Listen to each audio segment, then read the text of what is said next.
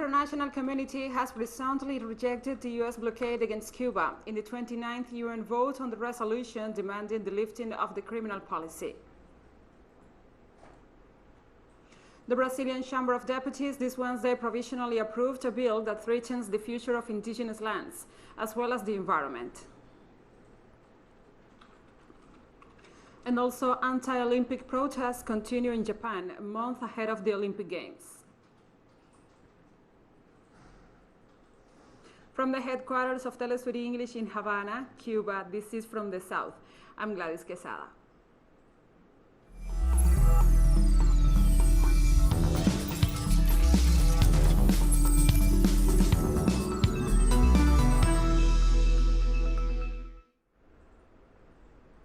With 184 votes in favor, 2 against, and 3 abstentions, Cuba obtained yet another diplomatic victory in the United Nations General Assembly against the criminal U.S. blockade this Wednesday. As on the other 28 occasions, the United States and Israel voted against the lifting of the blockade, an illegal, unilateral, and extraterritorial policy that violates the human rights of the Cuban people. The 3 abstentions corresponded to the U.S. allies Colombia, Brazil, and Ukraine. Year after year, since 1992, the United Nations General Assembly has overwhelmingly backed the resolution against the sanctions that violate international law and prevent Cuba from developing on an equal basis with the rest of the world. Even in the midst of the COVID-19 pandemic, the sanctions were reinforced by the Trump administration, and the Biden administration has done nothing to change this situation. And during his speech to present the resolution on the need to lift the U.S. blockade before the UN General Assembly, Cuban Foreign Minister Bruno Rodriguez stressed the huge economic damages caused by the criminal policy. The government of the United States used the virus as an ally in its merciless, non-conventional war. It, in a deliberate and opportunistic fashion, ratcheted up the economic, commercial and financial blockade and caused the country to suffer losses standing at around $5 billion. Part of the UN debate preceding the vote on the resolution this Wednesday, several countries expressed their condemnation of the unilateral and extraterritorial U.S. blockade.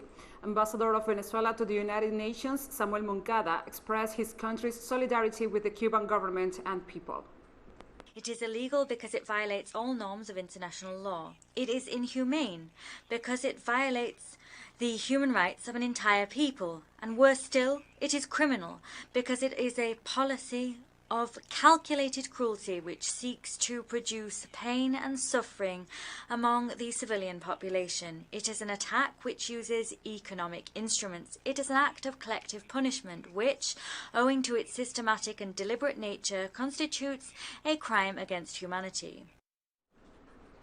Mexico's representative to the United Nations, Juan Ramón de la Fuente, stated that the lifting of the blockade cannot be postponed, as the move would be of benefit for peace and the stability in the Caribbean and Central American region.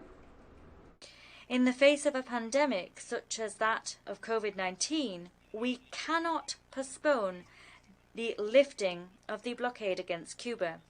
Mexico is convinced that lifting this blockade will contribute to not only reversing the difficult economic situation that the Cuban people finds itself in, but rather it will also improve the regional climate. And we urge the international community to demonstrate its solidarity and support.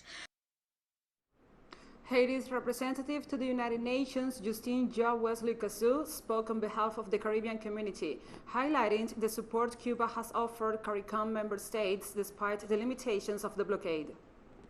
We continue to reiterate our unequivocal opposition and rejection of the imposition of unilateral coercive measures and to call for the immediate and unconditional end of the economic, commercial and financial blockade imposed on Cuba by the government of the United States of America. CARICOM states further rejects the enforcement of extraterritorial laws and measures such as the Helms-Burton Act. Mr. President, CARICOM states continue to enjoy friendly relations with both Cuba and the United States of America. However, we consider the lifting of the embargo to be a prerequisite to any meaningful rapprochement between the two countries.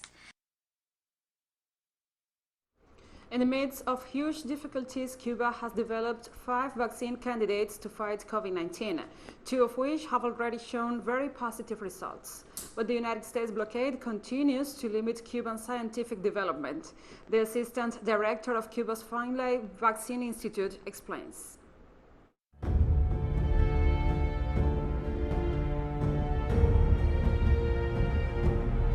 Una vacuna preventiva va a un sujeto sano. Por tanto, son los medicamentos de más alto estándar, porque usted está poniéndole un medicamento a una persona que no tiene una enfermedad. Entonces, ese alto estándar hoy está en manos de transnacionales. Y son pocas empresas en el mundo que son capaces de proveer los insumos, las piezas de repuesto, los materiales que se usan en esa industria. Yo les puedo hablar, por ejemplo, de reactivos que solo se producen en Estados Unidos. Y que si son necesarios para un sistema productivo, pues usted tiene que buscar la manera que solo produciéndose ahí llegue ese reactivo. Porque no existe otro proveedor internacional. En el sistema productivo, por ejemplo, en el cual todos los días se ve impactado por la falta de acceder a esos insumos y reactivos, porque los proveedores sencillamente ante las presiones internacionales prefieren, hoy que tienen otras opciones, vendérselo a otros que no se les genera ningún problema que vendérselo a Cuba. Realmente se hace muy difícil. O sea, cuando usted va a vacunar, usted tiene que vacunar a 11 millones de cubanos. Usted no va a vacunar al Estado, porque si existiera el Estado, usted va y le pone una vacuna. Por tanto, a los que no nos están dando la posibilidad de acceso, en este caso, a la salud, que es lo más preciado que puede tener un ser humano, es a nosotros, es al pueblo, es a la población. Los que no pueden desarrollar todas sus capacidades, habilidades, sus competencias instintivas, tecnológicas, de los científicos, de todo el personal que está trabajando, ¿quiénes son? Son los científicos, no es el Estado. ¿Quién no puede dar un mejor servicio de salud porque en determinado momento no cuenta con un medicamento o con un insumo importante desde el punto de vista de salud? La afectación directa y primaria es a cada uno de nosotros, a nuestros niños, a nuestros jóvenes, a nuestros adultos, a nuestros ancianos, que lamentablemente son los que más mueren en una pandemia de este tipo. Organizations, social movements, and political activists from various countries have been participating since Monday in the Bicentennial Congress of the Peoples of the World, which is being held in the Venezuelan capital, Caracas. From the United States, members of the delegation representing the Democratic Socialists of America explained their motives of participating in the event. Let's take a look. This is actually our first delegation that we've ever sent to Venezuela to participate in the Congreso. Already you can see all these wonderful people gathering together. It's been a tremendous experience of solidarity and learning about the various socialist struggles of the world. And this is a huge step for our organization. In the United States, we have a special obligation in terms of our commitment to anti-imperialism. And so being here and being able to learn more about the sanctions and, again, our special obligation to support the Venezuelan Socialist Project is extremely important. It's been an honor and it's been very humbling.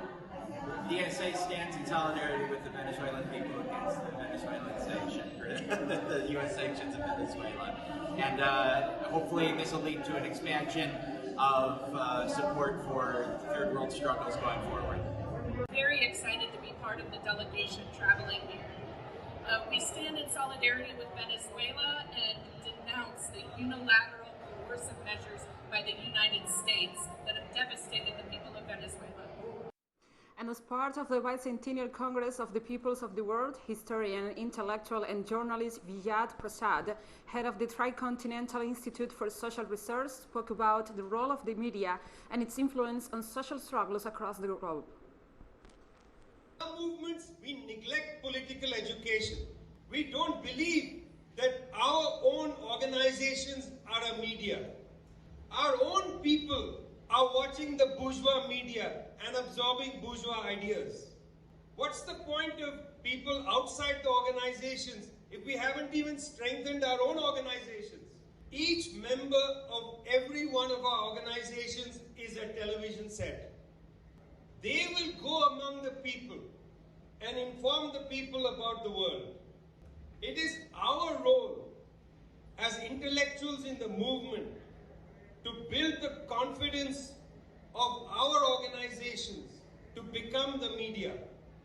And a member of the delegation representing the Green Party of the United States spoke about his experience on traveling to Caracas to participate in the International Congress.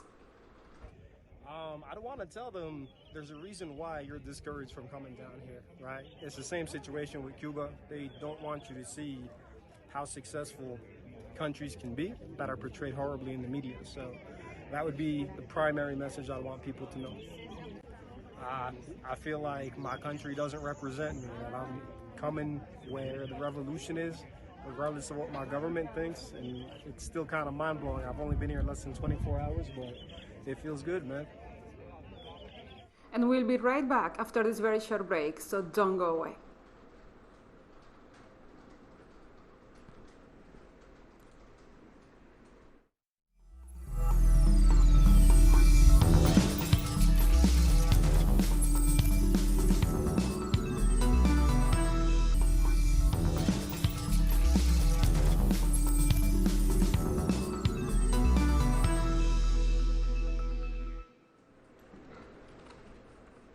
Welcome back to From the South. The Constitution and Justice Committee of Brazil's Chamber of Deputies this Wednesday approved a bill that threatens the future of indigenous lands, as well as the environment. With 40 votes in favor and 21 against, Bill 490 was passed, which eliminates the demarcation of indigenous lands, exposing them to private interests for farming, mining, and deforestation. It will now go to a vote by the entire Chamber of Deputies. During the debate, the country's first indigenous federal deputy, Chicas Joenia, was prevented several times from completing her statements. Some 800 indigenous people remain camped out of Brasilia, protesting against the bill. Members of the movement Rise Up for the Earth denounce being violently repressed by the security forces, including with the use of tear gas. Brazil's controversial environment minister has stepped down amid a probe into his alleged role in an illegal logging scheme. Ricardo Salles has been in the post in the midst of the push by the far-right Bolsonaro administration to impose major cuts to environmental protections and became notorious for presiding over massive deforestation in the Amazon rainforest. His resignation comes weeks after the opening of 2 police investigations against him, one for links to an illegal timber trafficking case and the other for allegedly obstructing investigations in a deforestation case. President Jair Bolsonaro has already nominated a replacement.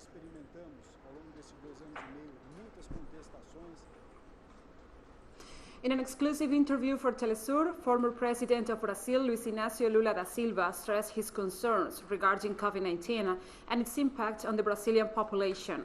While noting that this is his main priority at the moment, he also acknowledged that there is growing support for him to stand in the next presidential elections, although his decision is not yet made. I thought about being a candidate in 2018.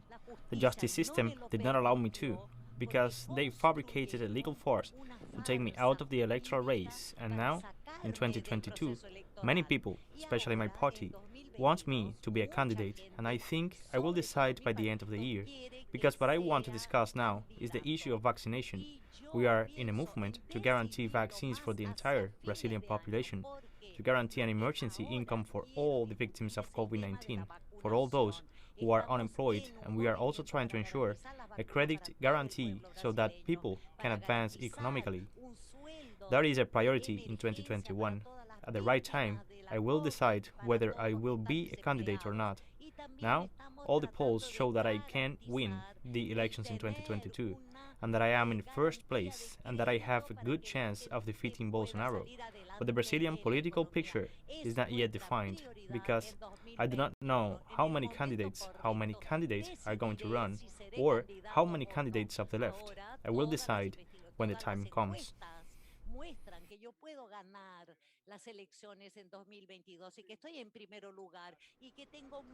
Lula has also said that his efforts have always been aimed at guaranteeing the quality of life of the Brazilian people, and that this struggle will continue.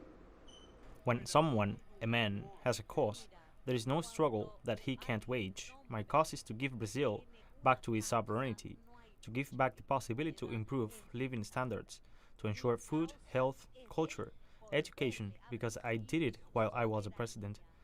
I am sure that this struggle to restore Brazil for Brazilians and to ensure that Brazil has a sovereign policy and to make it a strong state, to improve the living standards of our people, to help them to improve their destiny so that our country can be developed. This struggle motivates me and means I am capable of facing any candidate of the right or far right. The former Brazilian president also expressed his conviction that it is possible to build a more united Latin America with fair conditions for each and every one of the peoples of the region. I believe in this as I believe in God, that it is possible to build a great economic bloc in Latin America and South America to challenge the economic bloc represented by the United States and Canada, the European economic bloc, and the Chinese economic bloc, because we can do it. All countries can grow and develop and become international protagonists. That is why I am willing, when the time comes for me to announce my candidacy, and as I can say that we will win the elections in Brazil, because Brazil has to become a leading country in South America once again, and we must try to strengthen Mercosur, UNASUR, and CELAC. We must try to strengthen relations with the African continent, with BRICS, and re-establish Brazil's tradition of not having disputes in the world. We have always coexisted well with all the countries of the world. We must treat Uruguay as we treat the United States. We must treat Bolivia as we treat China, with respect, without speaking badly to the small guys and, well, to the bigger ones. We must speak on equal terms in the name of the sovereignty of each country in Latin America.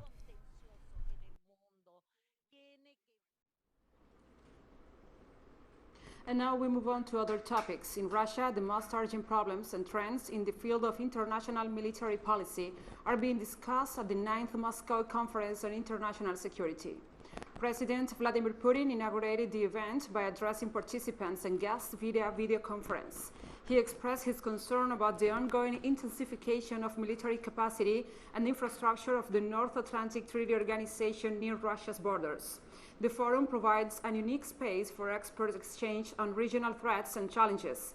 Conference participants also discussed security issues in Europe, the Middle East, Asia, Africa, and Latin America. Last year's conference was postponed until 2021 due to the COVID-19 pandemic. Russian Defense Minister Sergei Shoigu stressed Wednesday that his country cooperates in the military technical sphere with Cuba, Nicaragua, and Venezuela, three countries facing foreign threats. The minister also highlighted the progress of cooperation with Argentina, Bolivia, Brazil, Paraguay, Peru, and Uruguay. For his part, President Vladimir Putin described his partnership with Latin American nations as historic. More than 600 delegates from over 100 countries and international organizations, including representatives of the Organization for Security and Cooperation in Europe and the United Nations, are taking part in the international conference, which will conclude on Thursday.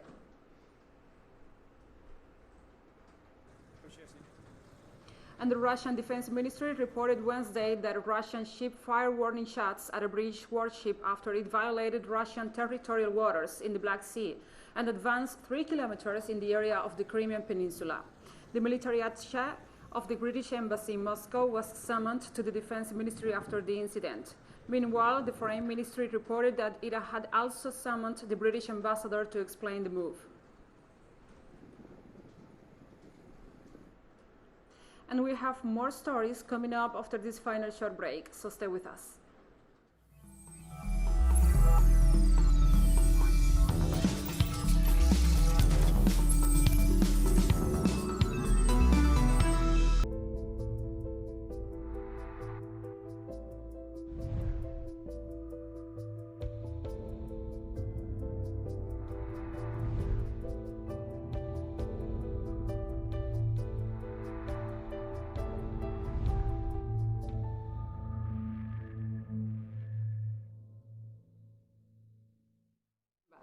Hundreds of demonstrators marched through the center of the Japanese capital this Wednesday to call for the cancellation of the Olympic and Paralympic Games. With just 1 month to go before the July 23rd opening ceremonies of the Tokyo Summer Olympics, concerns have been mounted regarding the increase in COVID-19 infections in Japan and the risk posed by holding the Games.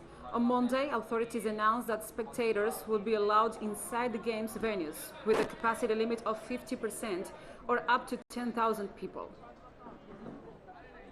What I want to say today is that it's not too late to cancel.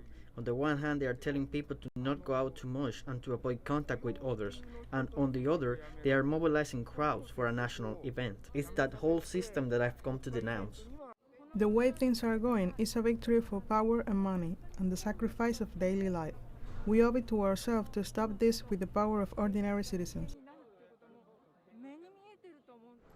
And Cuba continues clinical trials of its Soberano 2 vaccine candidate in pediatric age groups, after having already confirmed its highly efficacy in adults. According to a tweet by the Finlay Vaccine Institute, the current stage of the trials includes 25 children aged between 3 and 11. The trials began on June 14th with volunteers belonging to the 12 to 18 age group in the capital, Havana. According to authorities conducting the study, 3 phases will be completed to cover 350 pediatric age volunteers. Over the weekend, it was announced that the Soberano 2 candidate had shown 62% efficacy with 2 doses in the phase 3 clinical trials, with adults with a third dose called Soberano Plus expected to further boost this efficacy. As the far-right government of Jair Bolsonaro continues to face a Senate investigation into its mishandling of the health crisis, Brazil registered a record number of COVID-19 cases on Wednesday. The health ministry's figures confirm the arrival of a third wave of the pandemic in the world's second deadliest country. Over 115,000 new cases were confirmed as of Wednesday, as well as almost 2,400 COVID-19 related fatalities. Meanwhile, the Copa America football tournament continues as a means of distraction for the masses, although it too has not escaped the virus. The vaccination program continues to be slow, and the population is mobilizing to demand both vaccines and financial support in the midst of the ongoing economic crisis. The United Nations has called for an urgent investigation after health workers in Ethiopia denounced that armored soldiers prevented them from assisting those affected by an air raid on a market in the war-torn northern Tigray region. Medics who managed to reach the scene following the bombing of the busy market in Togova by alternative routes reported more than 51 civilians dead and at least 33 missing.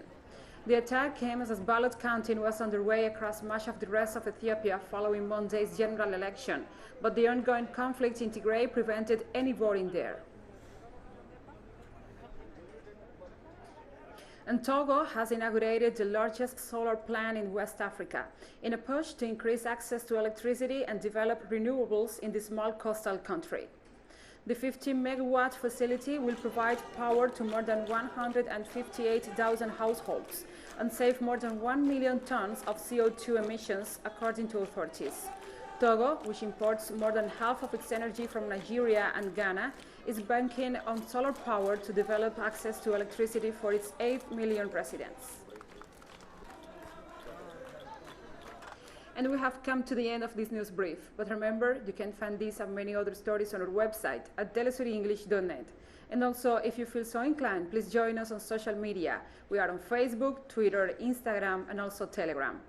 For TeleSUR English, I'm Gladys Quesada. Thank you for watching.